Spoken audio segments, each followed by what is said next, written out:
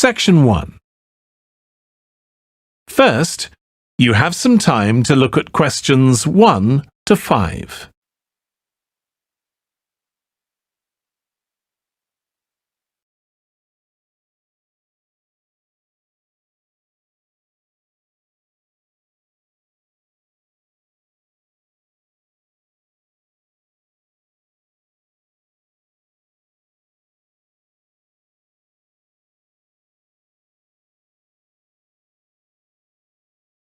Now we shall begin. You should answer the questions as you listen because you will not hear the recording a second time. Listen carefully and answer questions 1 to 5. Good morning, everyone, and welcome to the annual Ski and Snowboard exhibition held from April the 8th to 17th. I am Mary Granger, coordinator of the event this year. The 10-day event features many highlights. As a snow sports lover, I know you are looking forward to a great time here. Now, I'd like to offer you some practical information about the whole event and what to expect from it. This might be the first time coming here for some of you, so for those who are still wondering about the right accommodation, I recommend Sky Hotel.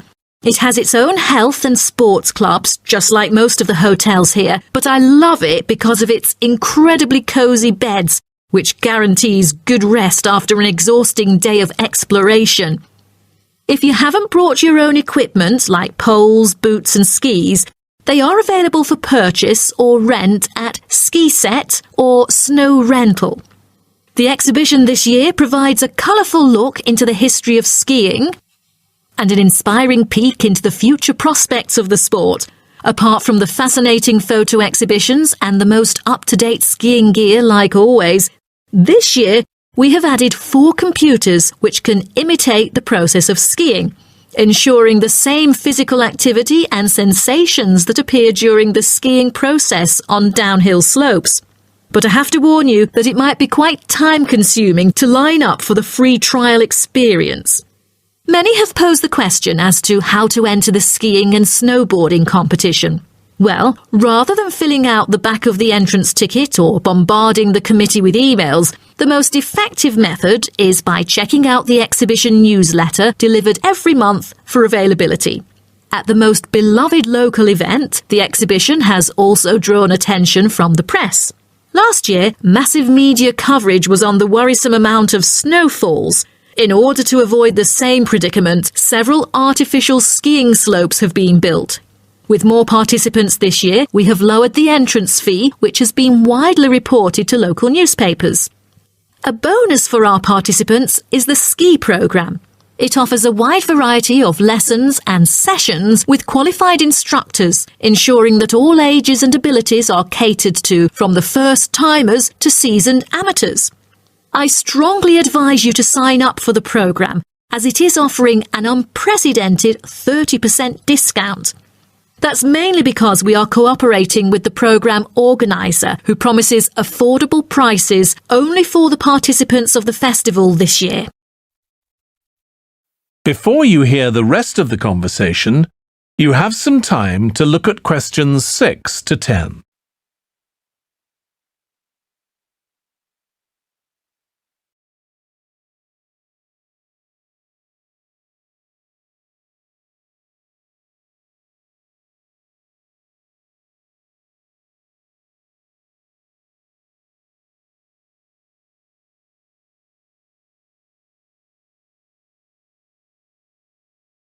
Now listen and answer questions 6 to 10.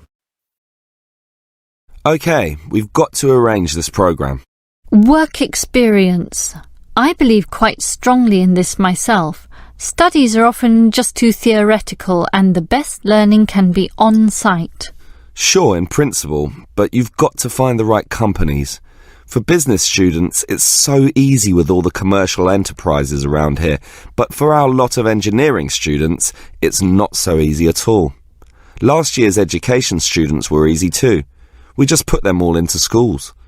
Well, there are a few companies that will accept our students. Building sites are the main avenue to explore, But the trouble is that not many of these places want inexperienced learners around. Why not? Last year when I did this, I think these companies were worried about accidents. Now it's more a time issue.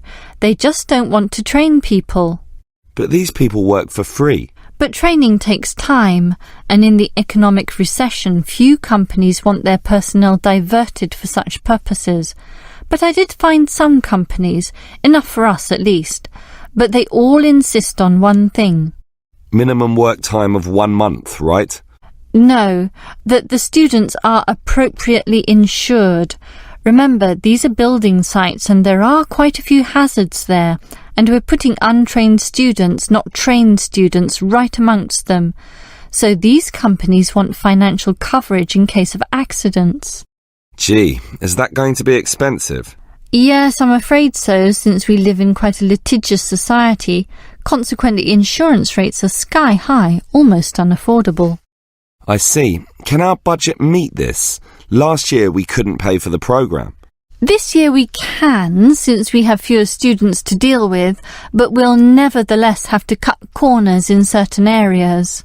I never like it when that happens. Neither do I. In which areas do we need to economise? Well, the payment to students is not going to change.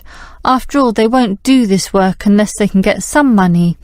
We'll also continue to subsidise their travel as we did last year. Last year we gave them a completion bonus too. It was a big success. Made them go through the whole month. But not this year. We'll impress upon the students that possible failure could result if they don't finish the whole term. OK, I trust that will work. That is the end of section 1. You now have half a minute to check your answers.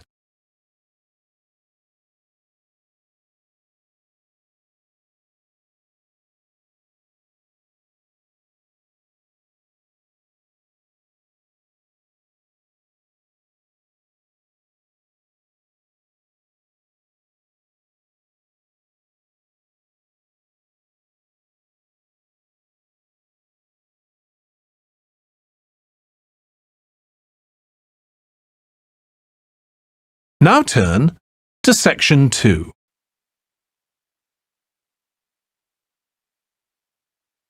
Section 2. First, you have some time to look at questions 11 to 15.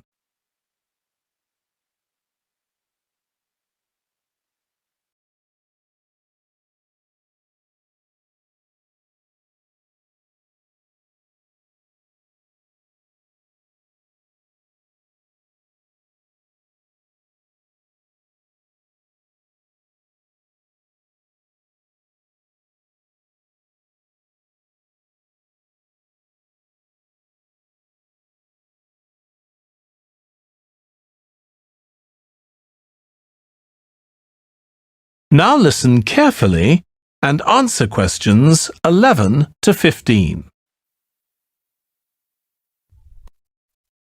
On behalf of Northfield Sports Complex, I'd like to extend our warmest welcome to you all here this evening. I'm George Dyson, founder of Northfield Sports Complex. I am giving this speech today to celebrate a special occasion. We started the business exactly a decade ago, and today we have developed into a large firm with a sizable group of members. We've also been nominated the most valuable company by Greentown at the Yearly Business Awards, which will be held next week. As experienced and qualified reporters, you are invited here to experience and witness this historical moment of Northfield Sports Complex together with us. Situated within the campus of Greentown University, Northfield Sports Complex is a modern, refreshing and fully equipped facility for sports of all kinds. As part of its commitment to the local community, Northfield Sports Complex is available not only to school children, but also to local residents. It offers a wide range of facilities including a 25-metre swimming pool, paved walking and jogging paths, a well-equipped fitness gym, all-weather pitches, indoor courts for table tennis, tennis and other sports, as well as a renowned skating rink. Different age groups can all find the right sports to participate in. That's why local residents enjoy working out here. As a result, Natives here are healthier than most of the people within our nation. The whole town is very proud of having nurtured two world champions who were once both trained right here in our skating rink. Thus, it has become the ideal venue to learn to skate and have fun. But what I take pride in most of all is the skating rink that has stirred the interest of boys and girls here in local schools to skate. Since opening, an increasing number of pupils have been paying regular visits to the skating rink. A new yoga classroom with trainers will be open next month for mothers with babies. They can bring their own yoga mat and work out together with their babies. This will be a great way for them to get healthy and meet other mums. There will also be a brand new gym open to the pensioners in the near future. Just this month, a new swimming pool is open to all fitness levels with special offers for those without a job. Our complex is open daily from 8 a.m. to 9 p.m. except on Thanksgiving and Christmas. We intend to extend our business in the coming year. A list of equipment will be put up for sale, ranging from exercising equipment like cardio machines to sports recovery and injury prevention facilities.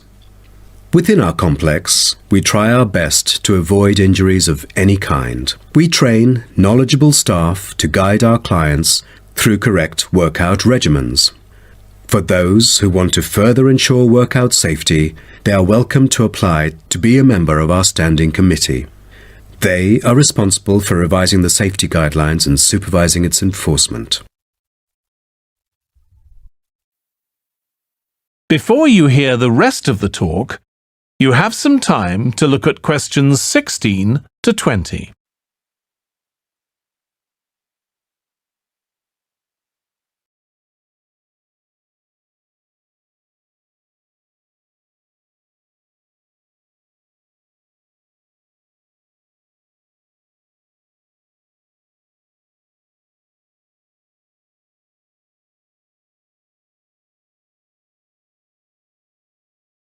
Now listen and answer questions 16 to 20. Now, about the survey, do you have any clues as to what kind of interviewees we should include? How about local companies doing business on clean energy products?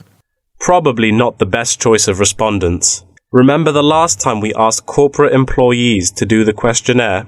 Only about 5% of them were actually willing to participate. That wouldn't be enough then. It seems we have to drop that idea. Then maybe we can ask the professors and administrative staff here to help us. They could provide their insights and understanding on energy production. It would be ideal if they would, but I'm afraid most of them are too busy to respond to the list of questions we've prepared. I guess the students here at the university would be more suitable. You're right, and it is a much bigger sample pool too. Also, I think we should include the locals. Their opinion is key to the promotion of renewable energy here in the town. But wouldn't it be difficult to collect data? There's no way the two of us could go from door to door to interview all the residents. There's no need to worry about that. We'll make it telephone interviews. That way, we'll have enough time to get sufficient data. Good idea. What should we present in our speech? Due to lack of media coverage, the majority of people actually have a limited understanding on renewable energy. Most of them aren't able to identify various types of renewable sources. So I feel we could start by clarifying what it is and the benefit of it compared to fossil fuels. That makes sense. We could start with wind energy. For centuries, wind has been used to do work. With the help of windmills, farmers used to pump water from wells or turn large grinding stones to grind wheat or corn. The windmills today generate electricity. The only problem is that it might not be windy all the time, so it is crucial to choose the appropriate site for wind farms. Well, I think we can also include comparisons between clean energy and traditional energy resources like coal, oil and natural gas. Maybe we can look into the prospect of these conventional sources of energy. The rising cost of fossil fuels and the threat of climate change is a concern to many. Totally. These traditional resources will deplete eventually. Renewable energy currently makes up less than 2% of the world's primary energy supply, and although growing very rapidly, it is not on course to fill the fossil fuel gap. Nuclear energy is another type of energy we ought to mention. Nuclear power plants can produce dependent power constantly and release far less greenhouse gases than other traditional power plants.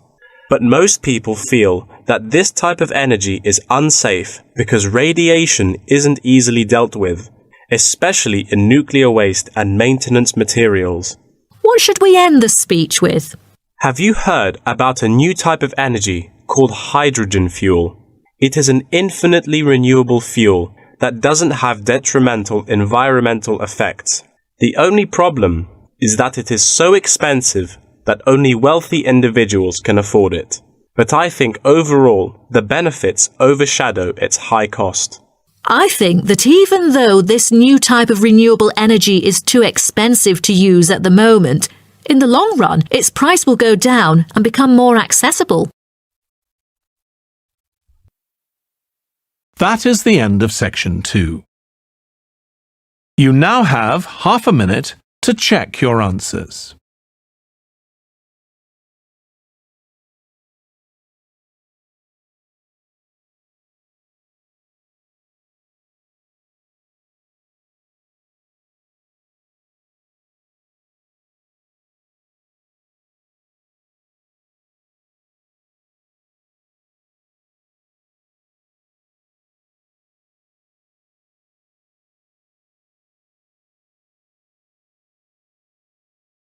Now turn to section 3.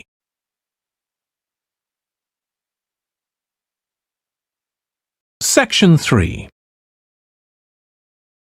First, you have some time to look at questions 21 to 26.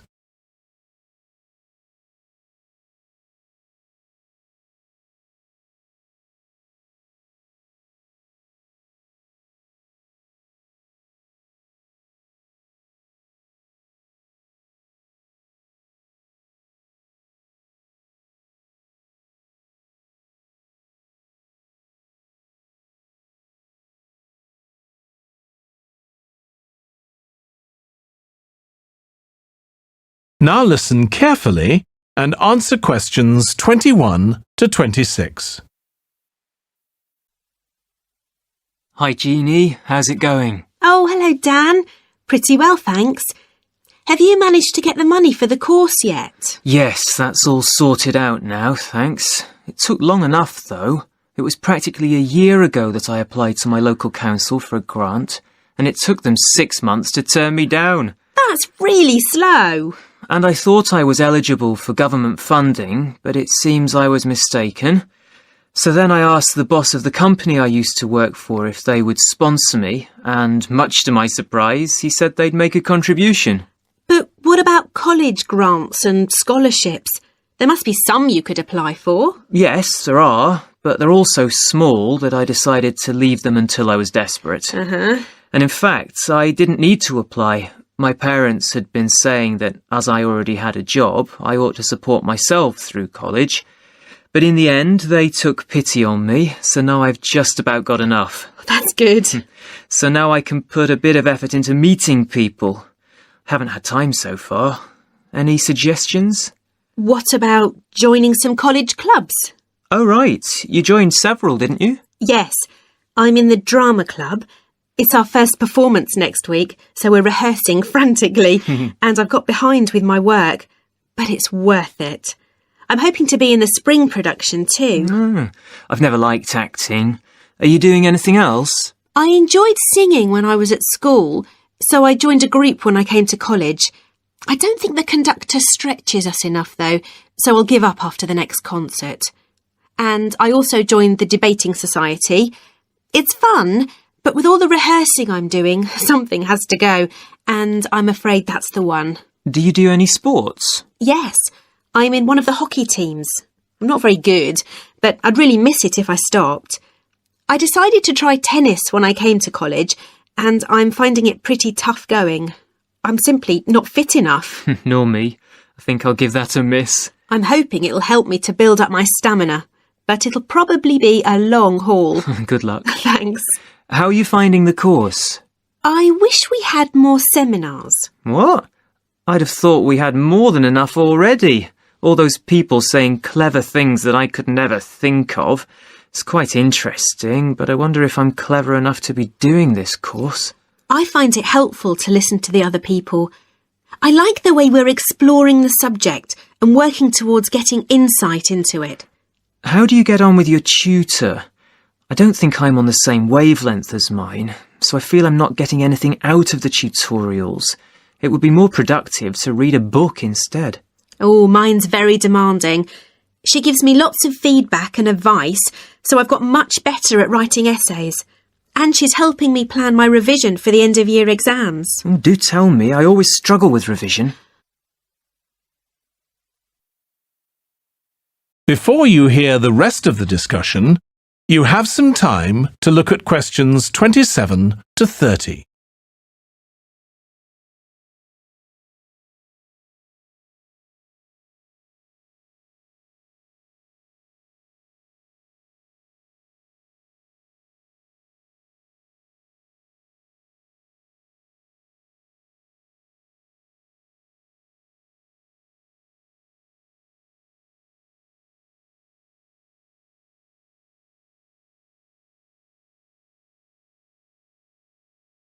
Now listen and answer questions 27 to 30.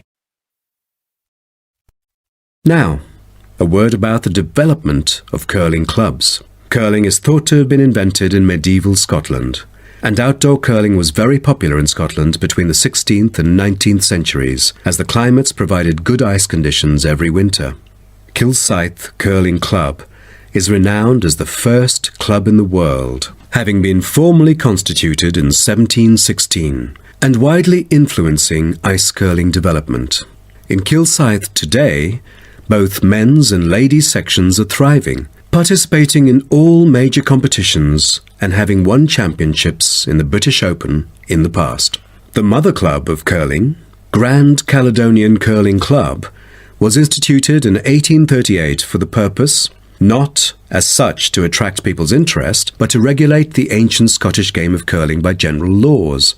With these official rules, the young curlers could be trained in a more professional way. By 1842, the new national club had sought to obtain royal patronage, and it has ever since been known as the Royal Caledonian Curling Club.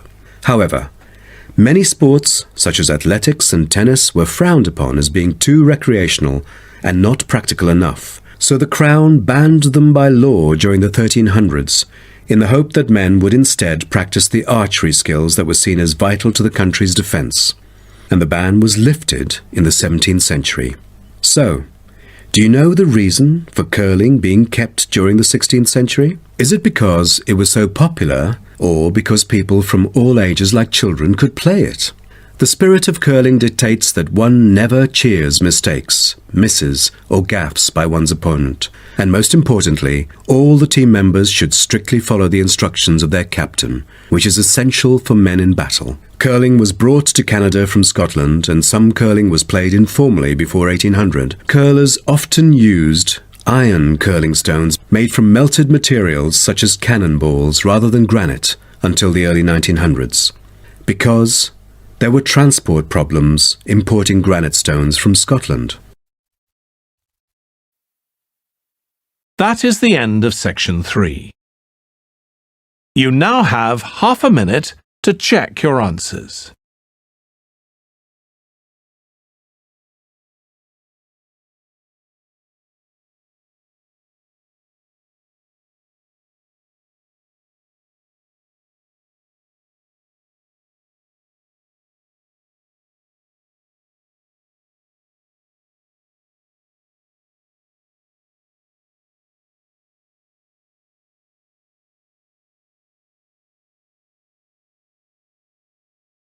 Now turn to section 4.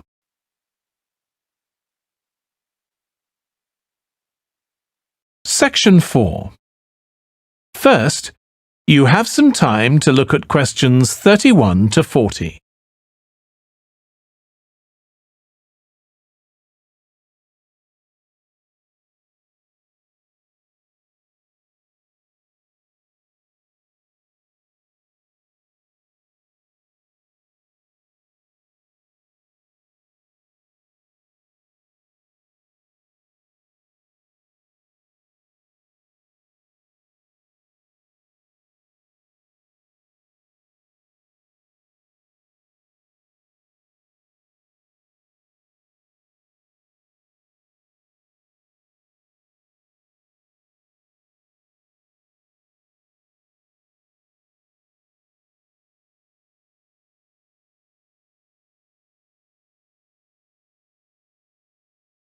Now listen carefully and answer questions 31 to 40.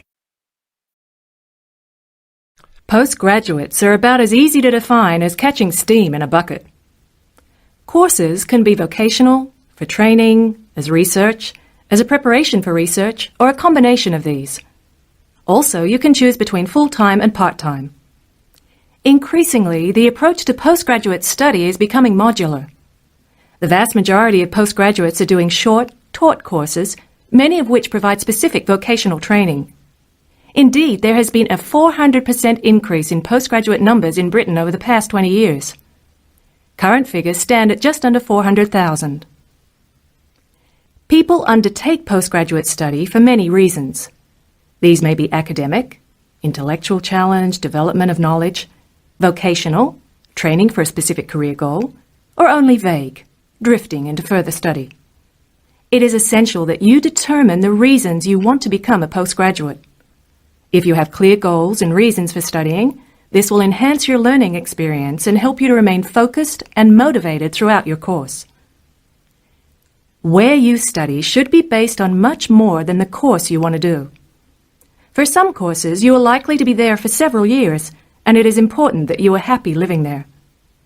Check also what type of accommodation is available and whether the institution provides any housing specifically for postgraduates. Choosing an institution and department is a difficult process. To determine quality, do not rely on the reputation of an institution, but find out what ratings are from the most recent assessment exercises. Find out about the staff, their reputation, competence, enthusiasm, and friendliness. Visit the department if possible and talk to existing postgraduates about their experience, satisfaction, comments, and complaints. Most importantly, check how they feel about their supervisors. Also, check what facilities are available, both at an institutional level, for example libraries, laboratory and computing facilities, and in the department, for example study room, desk, photocopying, secretarial support, etc. Everyone will have their own priorities here. I'm always anxious to check the computer support available and regard it as slightly more important than library access. Your working environment and the support available to you plays an essential part in making your work as a postgraduate a positive experience. Life as a postgraduate can be very different to your other experiences of education. Things that can distinguish your experience are the level of study, independence of working, intensity of the course, the demands on your time, and often the fact that you are older than the majority of the students. These factors can contribute to making you feel isolated. However, there are several ways you can make sure that this is either short-lived or does not happen at all. Many student unions have postgraduate societies that organize social events and may also provide representation for postgraduates to both the student union and the institution. Departments can also help to create a sense of identity and community and often have discussion groups available. Don't be afraid to talk to staff about any difficulties you might be having. Of course, universities provide counselling services, but we have found that the best advice comes from talking to other postgraduates who may have faced similar difficulties.